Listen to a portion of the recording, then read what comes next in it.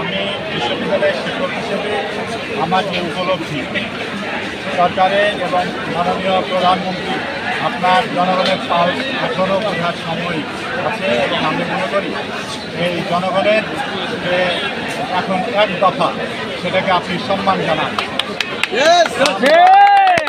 আমরা চাই না যে এই আমাদের ছাত্র পথিক বা যে কোনো জনগণের দিকে আর একটিও যেন গুলি ছোড়ানো হয়। কারণ আমরা দেখেছি একজন পথচারী তাকে গুলি করা হয়েছে, কিশোর সবাইকে নির্বিচারে গুলি করা হয়েছে এবং লাঠিচার্জ করা হচ্ছে। আজকে দেখুন এখানে পুলিশ নেই, কোনো গ্যাঞ্জাম নেই।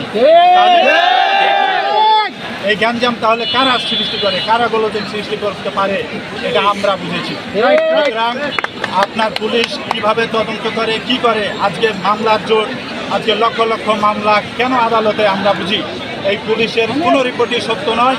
কারণ আবু সাঈদকে ডাইরেক্ট পুলিশ গুলি করার পর তারা যে বিবৃতি দিয়েছে, রিপোর্ট প্রদান করেছে, তারা বলছে যে তারা নাকি যারা আন্দোলনকারী এদেরই পার্টেলের সে মারা গিয়েছে।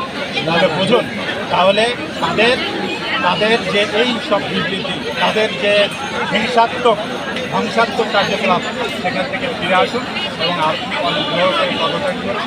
আপনি যদি বিদেশে চলে যান সেখানেও আমরা স্বাগতম জানাবো।